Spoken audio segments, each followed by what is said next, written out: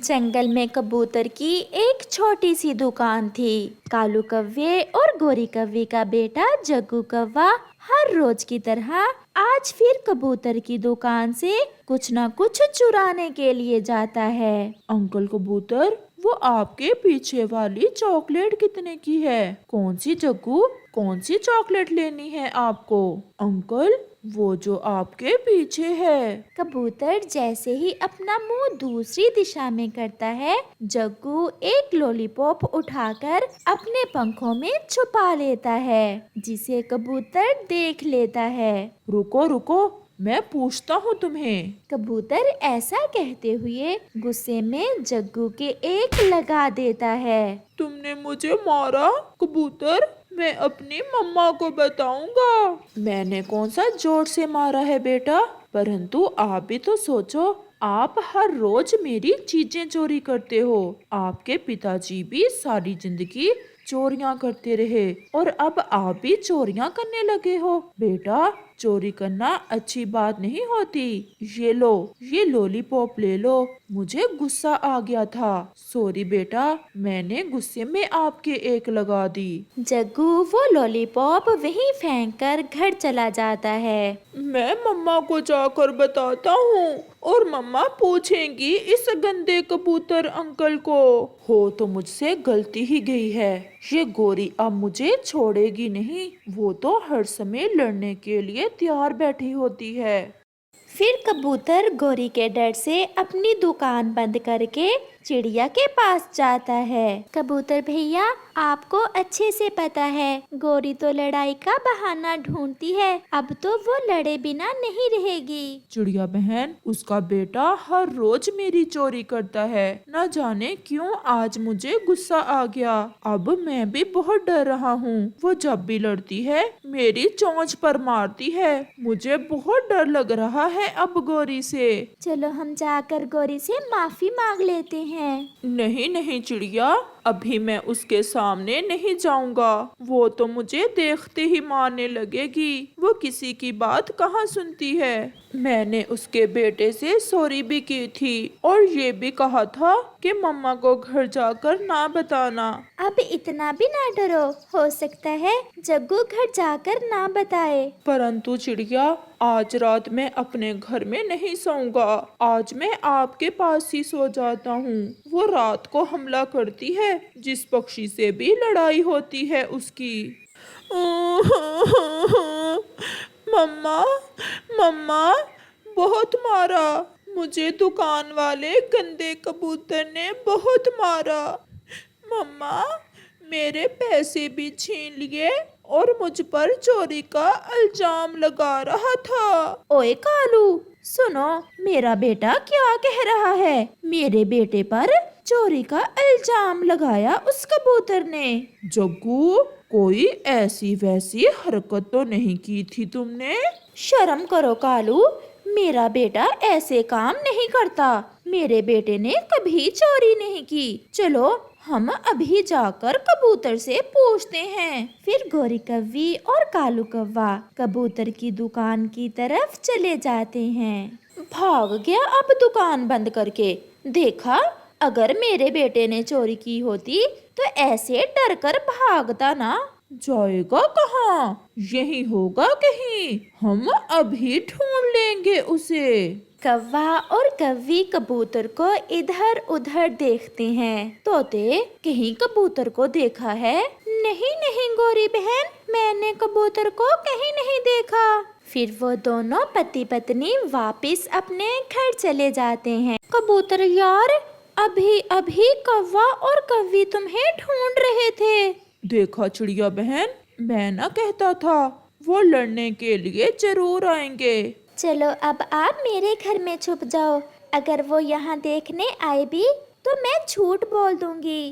रात हो जाती है। मम्मा, मेरा पंख, मेरे पंख में बहुत दर्द हो रहा है। कालू जी, मेरी रात ऐसे नहीं गुजरेगी। जब तक कबूतर के 2-4 लगा ना दूं, मुझे सुकून नहीं आएगा।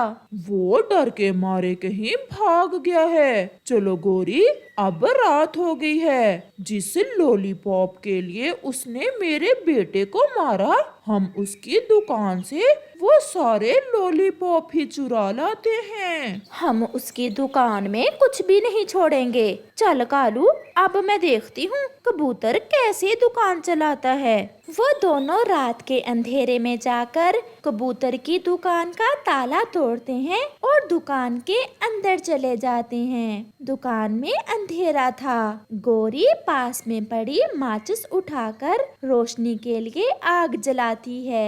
एक हल्का सा हवा का झोंका आता है और दिया सलाई नीचे गिर जाती है, जो रुई की घाट पर गिरती है। आग भड़कने में देर ही नहीं लगती और कबूतर की पूरी दुकान आग की लपेट में आ जाती है। गोरी और कालू दुकान के अंदर ही जलकर मर जाते हैं। सुबह होते ही सभी पक्षी वहाँ इकट्ठे हो जाते हैं। जग्गू बैठा रोए जा रहा था। मेरा कोई भी नहीं रहा, मैं अकेला रह गया।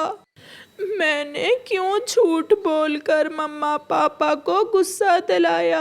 आप चुप कर जाओ बेटे, आप अकेले नहीं हो, आपका कबूतर चाचा है ना अभी। प्यारे दोस्तों, इस कहानी से हमें सीख मिलती है, किसी भी छोटी सी बात को बड़ी ना बनाओ और बच्चों की बात पर लड़ना अक्लमंदी नहीं होती। मम्मा मम्मा, आप कहाँ जा रहे हैं। बेटा जग्गू, हम भोजन की खोज में जा रहे हैं और आप हमारे साथ नहीं जाओगे। आधे रास्ते में जाकर आप थक जाते हो, फिर मुझसे नहीं उठाया जाता आपको। बड़े हो गए हो अब आप बेटा।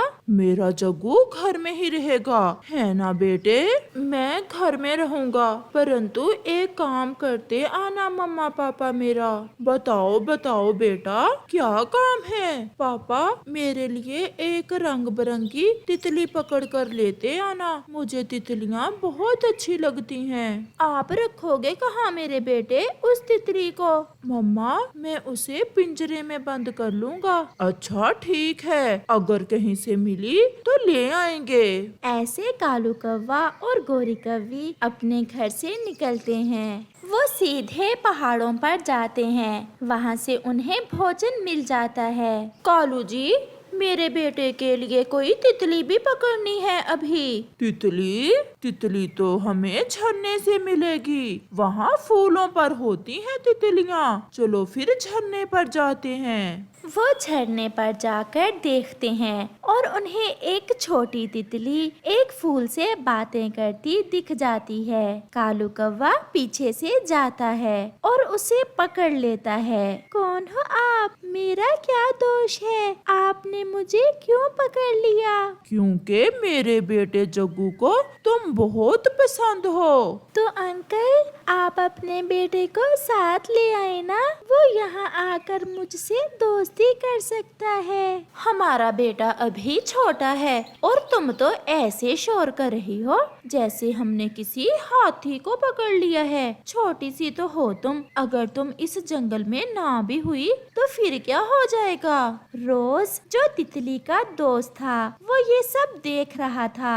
आप ऐसा जुल्म ना करें, जीव छोटा या बड़ा नहीं होता, सबकी जिंदगी होती है। जैसे आपका घर परिवार है ऐसे ही सबका होता है। आप मेरी दोस्त को छोड़ दें। चल कालू, इनकी फजूल बातें सुनने का समय नहीं है मेरे पास। कालू और गोरी उस छोटी तितली को साथ लेकर अपने घर लौट जाते हैं। पापा पापा, मेरी तितली लाए हैं। ऐसा कैसे हो सकता है, मैं अपने बेटे की इच्छा पूरी ना करूं। देखो तो कैसी रंग बिरंगी तितली लाया हूँ मैं अपने जग्गू के लिए। जग्गू तुरंत उस तितली को पकड़कर बोतल में बंद कर लेता है। इस तितली के पंख कितने सुंदर हैं, काश मेरे पंख भी इस तितली जैसे होते। मुझे छोड़ दें, मुझे छोड़ दें। मेरे मम्मा पापा मेरा इंतजार कर रहे होंगे, वो रो रहे होंगे। प्लीज मुझे मेरे घर जाने दें। अब तो तुम मेरे पास ही रहोगी, क्योंकि मुझे तुम्हारे पंख बहुत सुंदर लगते हैं। मैं मर जाऊंगी। तो फिर क्या हुआ, हम अपने बेटे को और पकड़ कर ला देंगे। छोटी सी तो हो, तुम्हारे मर जाने से जंगल में किसी चीज की कमी हो जाएगी क्या? वो छोटी तितली बहुत रोती है, बहुत विनती करती है, परंतु वो जालिम कौवे उसे छोड़ने को तैयार न थे। तितली का दोस्त रोज भी अपनी दोस्त को लेकर बहुत परेशान था। जब रानी तितली के मम्मा पापा उसे ढूंढते ढूंढते झरने पर आते हैं तो रोज उनसे कहता है, आंटी आंटी, वो कौवा और कौवी रानी को पकड़ कर ले गए हैं। मैंने बहुत रोका और रानी भी बहुत रोई, परंतु उन्होंने एक न सुनी। वो रानी को अपने बेटे को खुश करने के लिए ले गए हैं। रानी के पापा जल्दी चलें, कहीं ऐसा ना हो कि वो हमारी रानी के पंख ही तोड़ दें। जल्दी चलें, हम उन कौवों के पास जाते हैं। नहीं आंटी, वो बहुत जालिम हैं, वो ऐसे नहीं मानेंगे। आप मेरी दोस्त हवाओं की रानी को साथ लेकर जाएं। वो आपको झरने के दूसरी दिशा में मिलेगी। वो कौवे हवाओं की रानी को देखकर डर जाएंगे और फिर वो मेरी दोस्त रानी को छोड़ देंगे। क्या हवाओं की रानी हमारी बात मान जाएगी? अंकल, आप हवाओं की रानी से मेरा नाम लेना। वो मेरी दोस्त है और मुझे पूरा विश्वास है वो मेरी बात जरूर मानेगी। फिर मामा और पापा तितलियां हवाओं की रानी के पास जाते हैं और वहां जाकर हवाओं की रानी को सारी बात बताते हैं। भगवान के लिए हमारी मदद करें। मैं हवाओं की रानी हूँ और रोज मेरा दोस्त है। अगर रानी रोज की दोस्त है तो चलें। मैं ऐसा सबक सिखाऊंगी उन कौवों को कि उम्र भर याद रखेंगे। फिर हवाओं की रानी मम्मा और पापा तितलियों के साथ जाती है। वो सब कौवों के घर के पास पहुंच जाते हैं और हवाओं की रानी अपनी शक्ति से कौवों का घर हवा में उड़ा देती है और ऊपर ले जाकर नीचे गिरा देती है, जिससे कौवों का घर पूरी तरह टूट जाता है। रानी तितली भी आजाद हो जाती है। अरे अरे, आप कौन हो और हमारे पीछे क्यों पड़ गए हो? मम्मा तितली अपनी बेटी को देख बहुत खुश थी। हम सब दोस्त हैं, हवा, फूल और तितलियाँ। हमारी दोस्ती शुरू से ही चली आ रही है और सब पक्षी भी हमारे दोस्त हैं, परंतु तुम जालिम हो, इसलिए मैंने तुम्हारा घर तोड़कर तुम्हें इसकी सजा दी है। कब वो देखा, मेरे मम्मा पापा मुझे बचाने के लिए पहुंच गए। हम छोटे जीव जरूर हैं, परंतु हम में प्यार बड़ा है। फिर हवाओं की रानी और तितलियों का परिवार हंसी खुशी वापस लौट जाता है और कौवे अपने टूटे हुए घर पर बैठे रोते रहते हैं। प्यारे दोस्तों, इस कहानी से हमें सीख मिलती है, एक अच्छा दोस्त वो होता है जो दुख सुख में साथ दे।